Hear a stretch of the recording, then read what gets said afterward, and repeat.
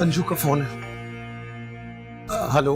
हर बार आपकी बातों में आके मैंने रूना को गलत कहा। क्या कहा था आपने?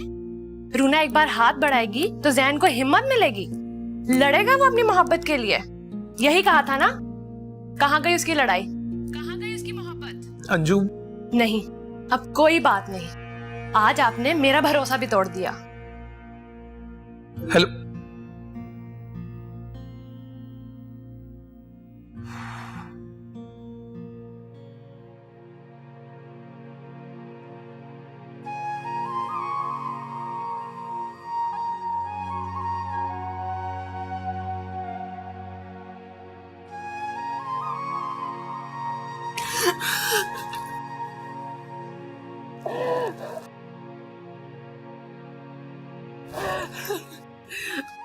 कैसे बुलाऊंगी मैं उसे Arju? I love him. No, things gonna be alright. बस।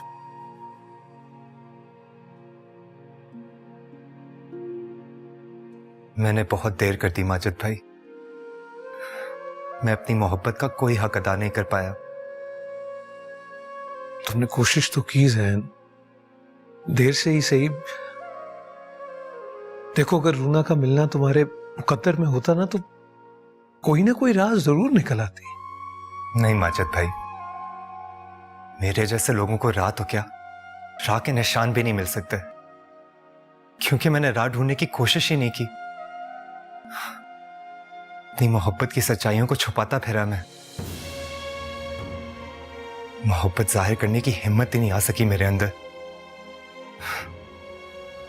इसीलिए अपनी मोहब्बत को झूठ के पर्दों में लपेट लपेट के दूसरों के पीछे छुपता फिरा मैं। ज़ैन, तुम मेरी बात सुन। ज़ैन,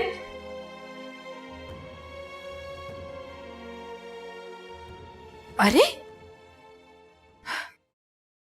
तुम अभी तक तैयार नहीं हुए हो ज़ैन?